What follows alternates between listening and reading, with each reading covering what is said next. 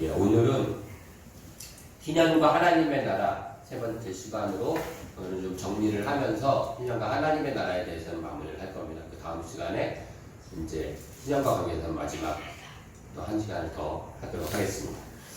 자, 우리가 살펴보는 것 중에 희년 정신, 희년의 그 법은 소유와 소득에 관한 법이다 이런 얘기를 했어요. 그런 걸 갖고 있다. 그래서 소유에 대해서는 우리가 가져야 될 중요한 마음 중에 하나가 뭐냐면 내 소유가 다 내 것이 아니다라는 거예요. 그렇죠?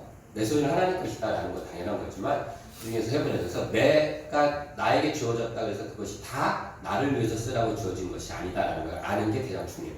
우리 첫 번째 것이 그래서 그거예요. 하나님 내게 주신 것 중에는 나 쓰라고 주신 게 있고 반드시 다른 사람 쓰라고 나에게 주신 게 있습니다. 레위기 19장에 보면 우리는 25장 읽고 있잖아요. 19장에 보면 이런 얘기가 있어요. 하나님께서 제사에 대한 얘기를 막 하다 갑자기 중간에 뜬금없이 이런 얘기를 하십니다. 너희가 밭에서 추수를 할 때에는 내 귀퉁이는 추수하지 마라. 내 밭이에요. 분명히 내가 농사 졌고 하나님 나에게 소득으로 주신 풍성이 열린 것들이 열매 맺어 있는데 내 귀퉁이 것들은 추수하지 말래요. 그거는 다른 사람들이 먹게 놔두라는 거예요. 내 땅이고 내 소유지만. 그리고 내가 추수를 하고 이렇게 들어가다 흘리잖아요. 떨어진 것들 주지 말라는 거예요. 다른 사람들이 먹게 하라. 분명히 내 손에 들어왔던 거였는데 떨어졌어. 그러면 그건 내게 아니다라는 거죠. 그래서 하나님 나에게 주신 거예요. 수확물은 내 땅이니까. 그렇지만 거기에서는 내 것만 있는 것이 아니라 다른 사람을 위해서 있는 것도 반드시 있다라는 것을 아는 것이에요. 그게 가장 중요해요. 희년의 법 속에. 그게 우리가 1번이고 그게 다 깔려 있는 겁니다. 자, 우리가 그렇게 하는 것은 하나님께서 왜 소유와 대한 것 희년의 법을 주시냐면 함께 살아가라는 거예요. 지난번 시간에 이런 얘기도 잠깐 했어요. 그때 그렇죠? 함께 살아가는 거예요. 이사야서 말씀 하나 볼까요? 자, 이사야서 5장 8절에 보면 우리 한번 읽어봅시다. 시작. 가옥에 가옥을 이으며 전투에 전투를 더하여 빈틈이 없도록 하고 이 땅 가운데서 홀로 거주하려 하는 자들은 화 있을진저. 이사야 선지자가 이스라엘 백성들을 야단치면서 하는 얘기예요. 근데 뭐라 그래? 이 희년과 관계 있죠? 가옥에 가옥을 더하고 이으고 전투에 전투를 더해서 빈틈이 없도록 한다. 그게 뭘 위해서요? 홀로 거주하려고 하는 자들. 함께 살아가려고 해야 되는데 이게 하나님의 목적이에요. 함께 살아가게 하기 위해서 하나님께서 이런 법 제도를 주시는 거예요. 그러니까 이 의도, 하나님의 의도는 함께 살아가라는 거예요. 왜 소유가 다 네 게 아니다 얘기해서 함께 살아가는 존재다. 내 백성은 함께 살아가는 거지 그냥 혼자만 복 받고 있는 게 아니다라는 거죠. 그래서 이렇게 이 땅 가운데서 홀로 거주하려는 자들은 다 화 있을진저라는 거예요. 그래서 함께 살아가라는 거예요. 오늘 읽은 본문에는 그런 것들 중에 또 하나 나오는 게 이제 땅을 이렇게 물르는 거예요. 땅을 물르는 거. 내가 어떤 사람이 땅을 팔았어요. 그랬을 때 그 땅을 희년을 대단한 털잖아요. 근데 그 땅을 그의 형제가 와서 대신 사서 그 사람한테 돌려주는 거예요. 형제가. 근데 여기서 중요한 단어가 형제라는 단어.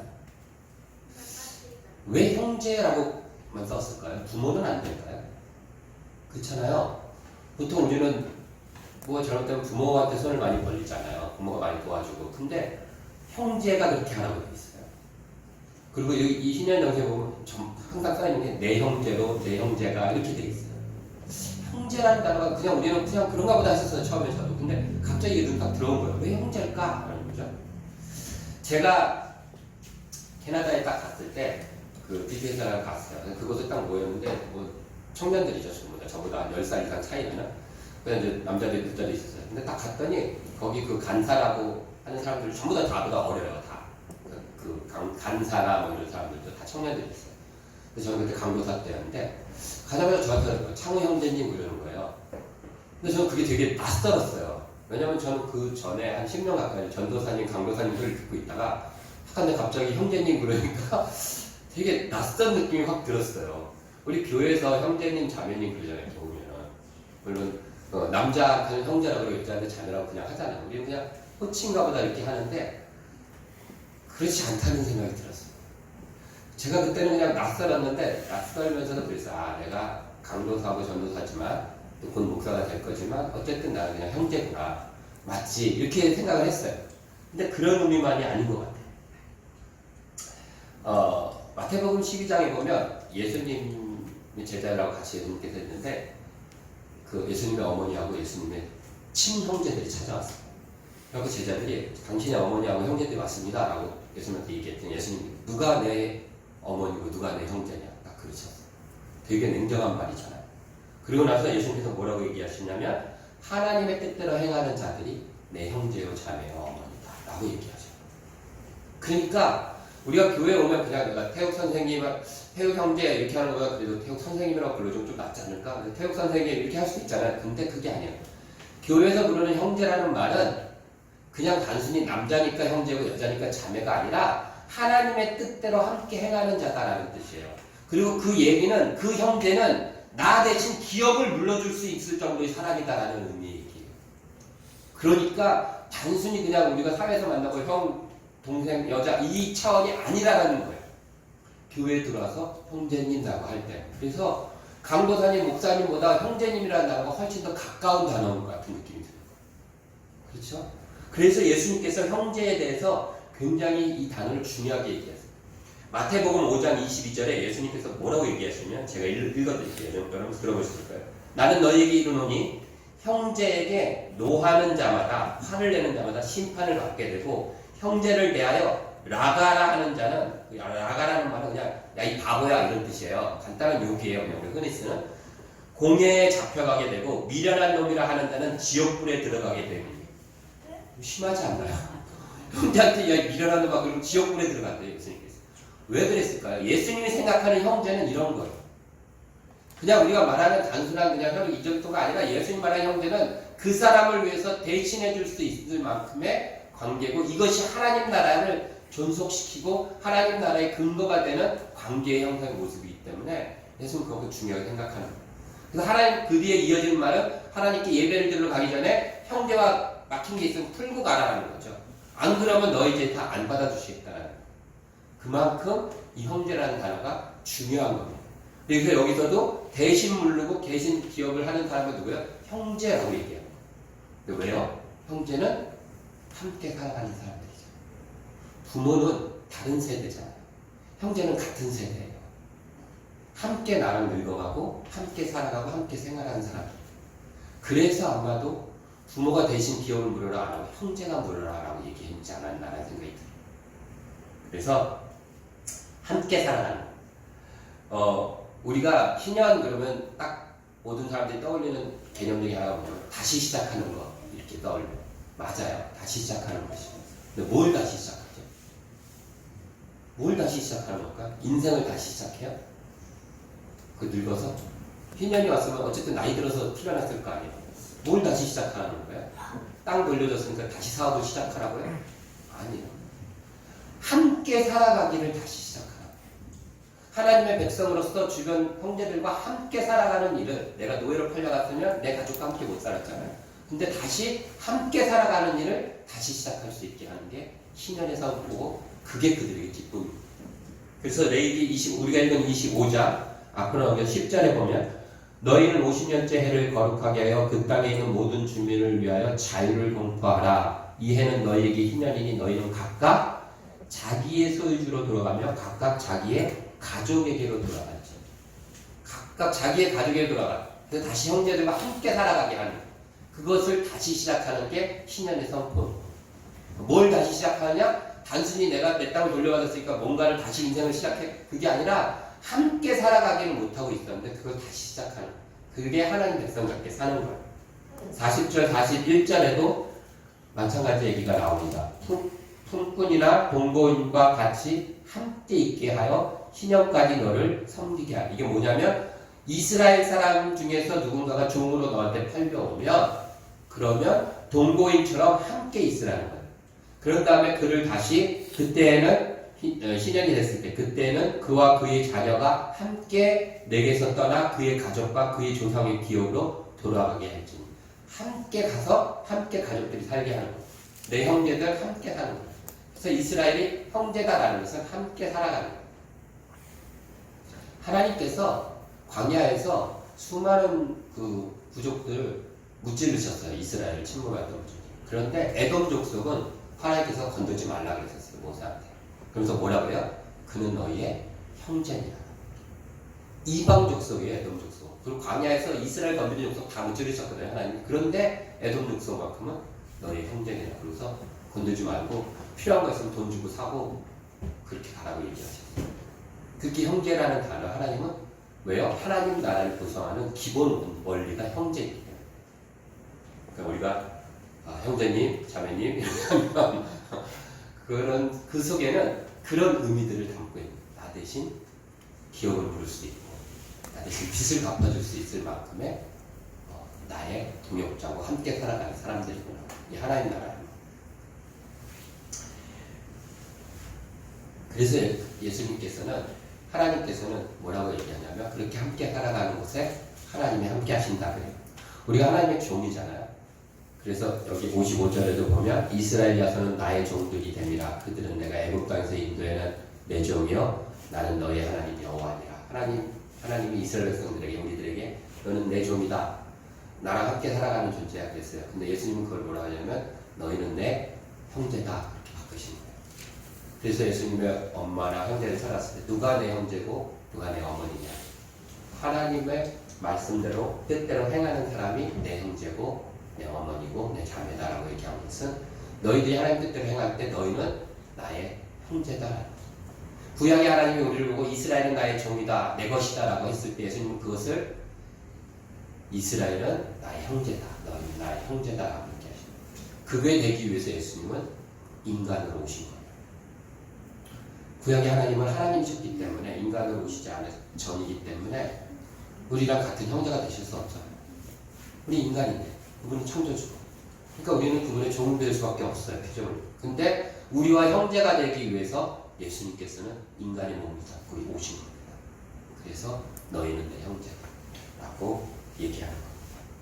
그러니까 이 법을 지키고 하나님 뜻대로 살아갈 때 예수 그리스도의 형제가 되고 예수님과 함께 살아가는 우리들이 된다라는 것을 꼭 기억하시고 내 소유는 다 내 것이 아니다 라는 걸 꼭 알고 살아갔으면 좋겠습니다. 한 가지 더 살펴보면 됩니다. 자, 이제 소득에 대한 생각을 좀 해볼까요? 소득이 하나님께 있다라는 것은 믿으십니까, 여러분? 나에게 들어가는 소득이 하나님 손에 달려있다라는 걸 믿으세요? 하나님 땅을 주신 이유는 농사라는 것을 암만 잘 땅을 기경하고 암만 잘 물을 줘도 햇빛이 절절히 쏟아져야 되고 비가 적절히 내려줘야지 이게 풍성이 열린대요. 그래서 그 소득을 누구 손에 달려면 하나님 앞에 달려있는 게 명확하다는 거예요. 근데 이제 농경사회가 지나면서 지금으로 오면서 우리는 소득이 하나님께 있지라고 하면서 그게 잘 안 느껴져요. 그렇죠? 근데 소득이 하나님께 있음을 믿는 거예요. 그래서 내 소득이 하나님 손에 있다라고 믿는 거예요. 내가 열심히 하는 것도 해야 되지만 여기 달린 게 아니라 하나님께 달렸다라고 믿는 겁니다. 오늘 그 본문에 보면 이런 얘기가 나와요. 너희 기업의 온 땅에서 24절이에요. 그 토지 무르기를 허락할지니 이렇게 돼 있어요. 토지 무르기를 허락하라. 누구에게 하는 말인가요? 땅을 판 사람한테 하는 건가요? 땅을 산 사람한테 하는 건가요?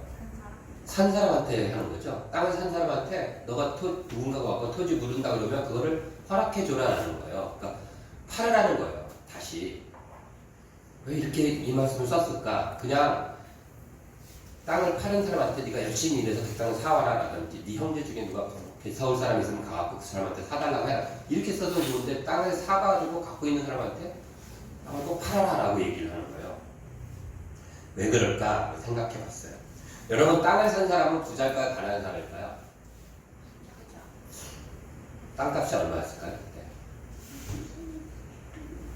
보통 한 가족이 한 달을 살려면 얼마가 필요할까요? 오늘날로 한 달. 얼마 필요할 것 같아요? 유사원님 얼마 필요해요? 얼마 필요해요? 200 정도. 그거밖에 안 필요해요? 그게 아직 남자들은 잘 몰라요. 500 정도 있으면은 그냥 좀 넉넉해요? 네. 나는 한 1000만 원 정도 있어야 넉넉할 줄 알았더니 500이면 되겠어요? 500만 주세요. 500 정도 있으면 넉넉하다고 봅시다. 그러면 그 가정이 1년이면은 6천만 원. 그쵸? 맞아요? 1년이면 6천만 원. 어떤 땅이 한 가정이 먹고 살 만한 땅이다 그랬을 때 1년에 6천만 원이에요. 희년이 10년 남았으면 이 땅 가치는 얼마야? 6억. 희년이 20년 남았으면 12억. 30년 남았으면 18억이에요. 비싸죠? 이거 누군가 샀다 그러면 부자가 샀겠죠. 그런데 생각을 해봤어요. 제가 희년에 대한 생각을 굉장히 많이 하면서 이게 현실로 이루어졌을 때 자꾸 생각해요.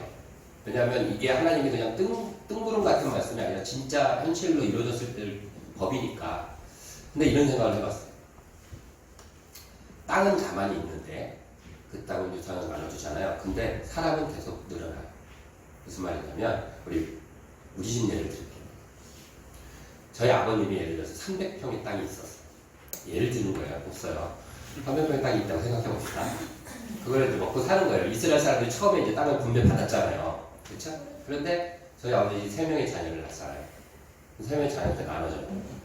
그러면 누나 100평, 우리 여자들한테 안 나눴다 그래도 옛날에는 많이 나니까 자녀들은 누나 100평, 형 100평, 나 100평. 제가 100평을 받았어요. 제가 4명의 자녀를 낳았어요. 2대가 흘러서. 그러면 제가 애들한테 그걸 나눠주면 25평. 걔들이 또 자녀를 둘을 낳았어요. 그럼 또 나눠져요, 땅이. 그렇게 되겠죠? 이스라엘 가나안에 들어가고 세대가 한 세대, 두 세대, 흘릴 때마다 한 가정이 소유하는 땅이 아까처럼 18억짜리 6천만 원짜리 땅이 아니라 점점점 줄어들 수밖에 없겠죠. 그렇게 되면 땅이 서로 간에 그 작아질 땅, 예를 들어서 한 땅에서 한 100평, 그러니까 100만 원 정도의 수확을 거둘 수 있는 땅 정도를 갖고 있다. 그러면 어떻게 할까요? 그걸 열심히 수확하는 사람도 있지만 그것을 파는 사람들도 생기겠죠. 1,000만 원, 2천만 원 이런 팔 수 있어요. 아니면 쪼개서 팔 수도 있죠. 오늘 여기 보면 그 땅의 일부를 만일 25절 만일 내 형제가 가난해요. 그 기업 중에서 얼마를 팔았으면 쪼개서 팔 수도 있는 거죠. 그렇게 해서 되는 거예요. 근데 어떤 사람은 내가 땅이 예를 들어서 100만 원밖에 안 나오는 농사를 한 달에 100만 원 정도 수입이 벌어지는 그런 땅을 이제 받았어요. 그렇게 대수가 흘러가고. 근데 이 사람은 자기가 먹고 살려면은 그래도 400만 원은 더 수입을 올리려면 4배는 더 있어야 되잖아요. 그래서 열심히 해갖고 땅을 하나씩 샀어. 그래서 자기 가족이 다 먹고 살 만큼 500만 원이 나오는 땅을 다시 만들었어요. 그럴 수 있잖아요, 먹고 살려면. 근데 희년이 왔네. 돌려줘야 되죠. 이 사람은 부자가 아니에요. 제가 아까 첫 질문. 땅은 꼭 부자만 살까요? 아닐 수도 있다는 거죠. 그렇죠? 이게 당대는 그럴 수 있는데 이스라엘 백성이 거기서 400년 살았어요. 살다 보면 3대, 4대만 지나가도 이게 이제 쪼개지는 거예요. 그걸 서로 돌아가면서 어떤 사람은 아까 이사야서처럼 이렇게 막 정말로 자기 혼자 살려고 하는 사람도 있겠죠. 부자들 당연히 있어요. 그러나 그렇지 않고 정말로 차근차근히 해갖고 하나씩 모아서 우리 가족이 살 수 있게끔 했던 사람도 있을 거예요. 그냥 방탕하게 나는 이거 팔아갖고 그냥 한탕 해버릴래. 그래가지고 파는 사람들이 생기니까 그런 것들 사갖고 정말로 착실하게 하는 사람도 있을 거야. 근데 희년이 있다고 그럼 어떻게 해요? 돌려줘야 돼요. 이게 다시 시작하고 다른 거라는 거예요. 그냥 삶을 다시 시작해. 이런 거랑 단순한 개념이 아니라는 얘기를 하는 거예요. 근데 그럴 때 돌려줄 수 있을까요? 선뜻? 어떻게 정관하는데 이거 정말 이거 하나 손에 친 건데 돌려줄 수 있을까요? 우리도 그렇잖아요. 우리 부자가 아니라서 저 돌려주라고 해. 가난한 사람도 좋게. 이렇게 쉽게 생각하지만 우리 얘기도 될 수 있는 거예요. 정말로 우리가 차근차근히 모아가지고 요걸로 우리 가족 먹고 사는데 그런데 돌려주래요. 그거 내놓으래요. 그게 지금 희년인 거예요. 그래서 하나님 누구한테 얘기해요? 산 사람한테 얘기하는 거예요. 기업 무르기를 허락해라 반드시. 부자니까 그 정도 줘도 너 살 때 문제 없으니까 허락해 2차원도 있겠지만 그게 아니라 정말 이거 바닥바닥 하면서 이걸 있는데 허락하라는 거야. 그래서 그 사람한테.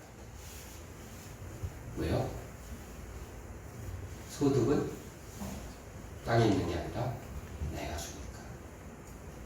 내가 너의 소득을 반드시 채워줄 테니까 허락하라는 거야. 그리고 그 사실을 믿는다면 허락할 수 있다는 거죠. 그래서 소득이 하나님 손에 있다는 것은 믿는 거예요. 믿음이 필요해요. 믿음이 없으면 못해요. 소유가 다 내 게 아니다. 이거는 믿는 게 아니라 그거는 아는 거예요. 그렇죠? 근데 소득이 하나님 손에 있다는 걸 알아도 되는 게 아니라 믿어야 돼요. 하나님이 정말 하나님 다 채워주실 겁니다. 우리 여기 있잖아요. 하나님께서 반드시 채워주시다 믿고 그러다. 믿는 거예요. 3번. 믿음이 중요해요. 신명기 같은 이 희년을 얘기하는 신명기 15장 4절과 5절에 보면 하나님께서 얘기하십니다. 여호와께서 내게 기업으로 주신 땅에서 내가 반드시 복을 받으니 너희 중에 가난한 사람이 없으리라. 희년을 지켰을 때 얘기해요. 6절에 그래서 꾸어줄지라도 꾸이지 아니하고 통치할지라도 통치를 받지 아니할 것이다. 신명기 15장 10절 내 하나님 여호와께서 내가 하는 모든 일과 내 손이 닿는 모든 일에 내게 복을 주시리라. 18절 내 하나님 여호와께서 내 범사에 내게 복을 주시리라. 네가 이 법을 잘 지켰을 때 하나님께서 내가 하는 모든 일과 내 손이 닿는 모든 일들이 다 복을 주시겠다. 그가 하는 범사에 하나님 복을 주시겠다. 이 말씀을 믿을 때 할 수 있습니다. 저희 교회가 이 정신을 가지고 처음 출발해서 헌금이 모였을 때마다 저 정신을 기억하면서 우리는 성교비를 내보냈습니다. 그리고 예배당 없이 이렇게 살아왔어요. 근데 하나님께서 예배당을 주셨어요. 제가 이번에 설교 준비하면서 예배당 장부를 한번 봤어요. 예배당 얻을 때 그런 장부들 봤어요. 제가 작년에 또 그 전부터 그랬지만 한 1,000만 원 정도 모였을 때부터 제가 여러분들한테 얘기했을 거예요. 우리가 예배당을 못 얻는 게 아니라 안 얻는 겁니다. 언제든지 얻을 수 있습니다. 얘기했을 거예요. 여러분들도 설교 들은 적이 있으시죠? 우리 언제든 얻을 수 있다 이렇게 얘기했을 거예요. 저는 그런 믿음이 있었습니다. 근데 장부를 보니까 작년 12월 11일에 딱 1,050만 원이 있었어요. 예배당으로 모아둔 돈이. 그 중에 50만 원은 계약금으로 했고, 그리고 같은 날 12월 11일 날 계약금을 걸었고 12월 11일 날 여러분들 기억나시겠죠? 100만 원을 프랑스 선교사로 보냈어요. 왜요? 그때 프랑스 선교사님이 그 가난한 자들을 위해서 빈민 구제를 위해서 써야 된다고 해서 보냈습니다. 그래서 900만 원이 딱 있었어요. 그런데 제가 다 계산을 했어요. 그리고 가서 들어간 돈이 얼마인가. 대표님 우리가 이렇게 건물 없고 여기 오는데 들어간 돈이 총 1,901만 4,300원이 들었어요. 우리 예배당에서는. 그러니까 1,000만 원 정도가 더 들어간 거예요. 그렇게 들어가고 그 다음에 48만 5,700원이 남아서 저희 재정에 넣었어요. 그걸 다 했어요. 물론 그때 냉장고도 없었고 에어컨도 없었어요. 그러나 일단은 마무리가 돼서 그렇게 다 했습니다. 저는 그런 생각이 들었어요. 두 가정하고 한 명이 예배당 없이 교회를 하다가 10년이 흘러요. 그러면 90%는 어떻게 되냐면요. 한 3년 만에 사라져요. 근데 10년이 흘러서 그 두 가정이 시작해갖고 예배당도 없이 시작한 그 교회가 10년이 흘러서 특별히 성도가 막 늘어난 것도 아닌데 예배당을 얻게 됐다라는 것 자체가 기적 같은 일이에요. 쉽지 않은 일이에요. 대한민국에서 정말 어디서도 그런 예가 많지 않아요. 왜냐하면 예배당을 얻고 시작해도 3, 4년이면 문 닫고 그런 게 현실이에요. 거기다 중간에 코로나까지 꼈잖아요.